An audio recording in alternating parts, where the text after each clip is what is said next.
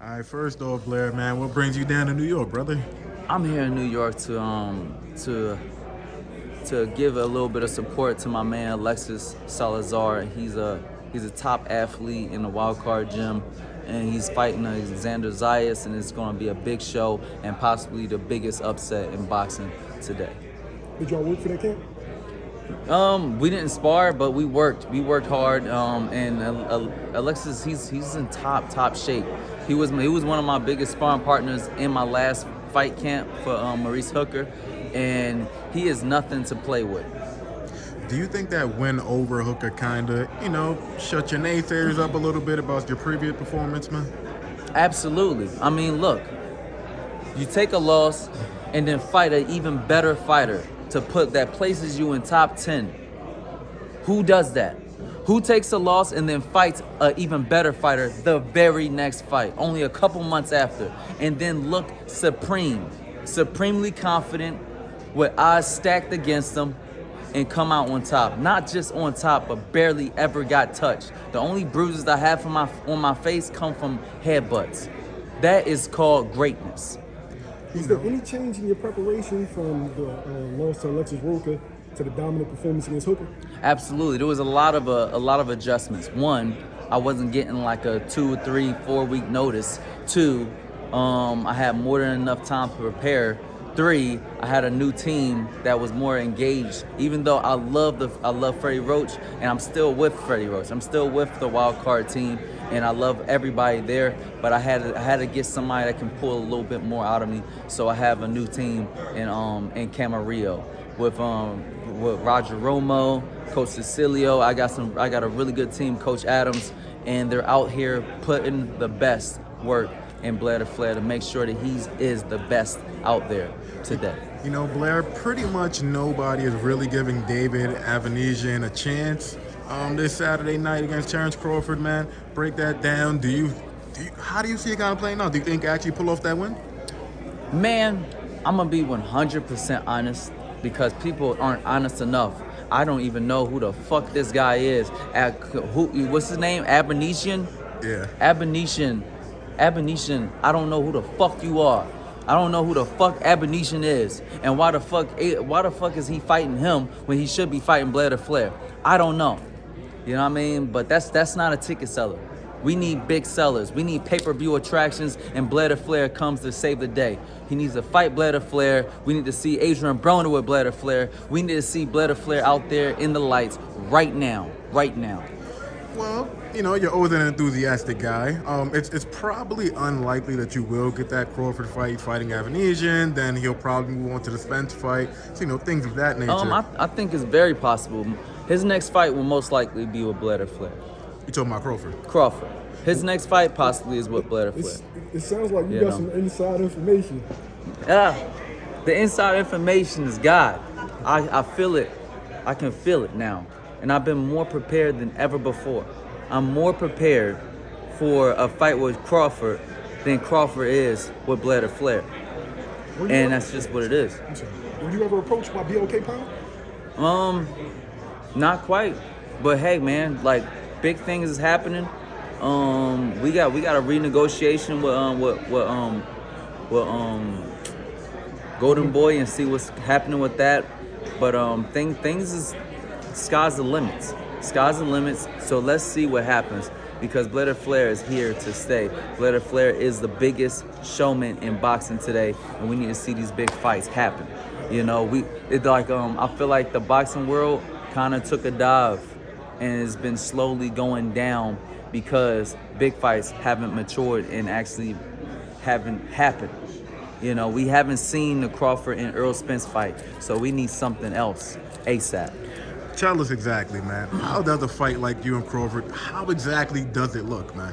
It looks like an ass whooping that you ain't never seen before. It's unpredictable. You wouldn't know. You wouldn't see. You couldn't bet on it because like most people would end up losing their money betting against me. But like it'd just be something where as though you wouldn't know. You wouldn't see it coming. Just like all of those punches that Maurice Hooker got hit with early in the fight. You know what I'm saying? Those are exchange punches. You can't defend from that shit. There's some shit that you just can't fucking see coming. And Blair Flair is going to throw a whole lot of shit at somebody like Terence Crawford that he just can't see coming. It's just not enough, like, intellect and know-how to stop somebody that is that great. Now, I mean, you're extremely confident, but Crawford is, you know, pound for pound, probably the best fighter in the Absolutely. world. WBO champ, Hall of Famer, 38-0. But Yeah. you're just saying that you're just gonna kick his ass. Like, it doesn't Absolutely. really matter. So, is it something that you see in Crawford that you're just like, he's good and all, but he does X, Y, and Z wrong? Or do you just feel that you'll kick his ass, you'll kick Spencer's ass, anybody really? Look, in a fair fight, I can beat absolutely anybody. And that's just what it is. I believe in myself. I believe in God. And most people don't believe. They don't believe in God. They don't believe in themselves. They don't believe in a fair fight.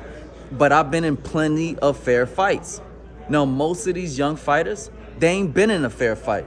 There's always something that fucking puts them in an edge. Everybody wants these these fake setups. You know, everybody wants an edge over their opponent to such an extent that it's not even a fair fight. Bro, get a fucking fair fight. You know what I mean? And like, so when I say that, like, in a fair fight, I beat anybody, because in a fair fight, I beat everybody. You know what I mean? A lot of guys that had more than enough time to prepare, and then I come in there and destroy them. You know, Maurice Hooker came in there in like unbelievable dog shape. You know what I mean? He trained with Terence Crawford. Terence Crawford is saying, oh, he's going to knock him out in the first 3 rounds, and then he gets annihilated in the first 3 rounds. You know why? Because Blair Flair ain't no goddamn joke. Blair Flair fucked that dude up so bad that even Terence Crawford's like, oh shit, I don't know what's going to happen. Give him the movement. Run. Do something. Get out of there. You know, get out of there. But, you know, yeah, he needs to get the fuck out of there, because Blair Flair ain't no goddamn joke. You know what I mean? Like, he looks like a joke. He might be a clown, but what now?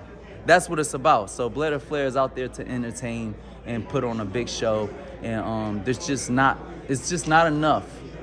Like, people don't know what the fuck I'm capable of. So when you see like a Blair Flair talking and popping his shit off about somebody of the likes of Terence Crawford with supreme confidence, that raises a lot of eyebrows, because you really don't know what the fuck I'm capable of. So, you know? If you can't get Terence Crawford, Earl Spence, one of the champions, who else would you want? All of them.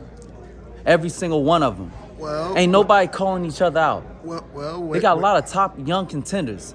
Ain't calling each other out. So here's your chance. Name somebody. Every single one of them. But Ortiz. Vergil Ortiz. I thought we were supposed to fight right after that last fight. What happened? You know what I mean? I got nothing but respect for Vergil. I got nothing but respect for Golden Boy Promotions. But what happened? Is he also a guy that you kind of look at in the Terence Crawford vein? Because he was just like, you'll kick Terence Crawford's ass. Do you think it'll also be one-sided if you fought against Vergil, man? Yeah, absolutely. Absolutely. But he would say opposite, and a lot of fans would say opposite. But yet, every time I show up, there's a big upset. And in a fair fight, without a fucking 4-week notice, 3-week notice, like Alexis Rocha, you see something amazing that happens in that fucking ring every single time. So let's see what happens in a fair fight against Blair Flair. You want to see money? You fight Blair Flair.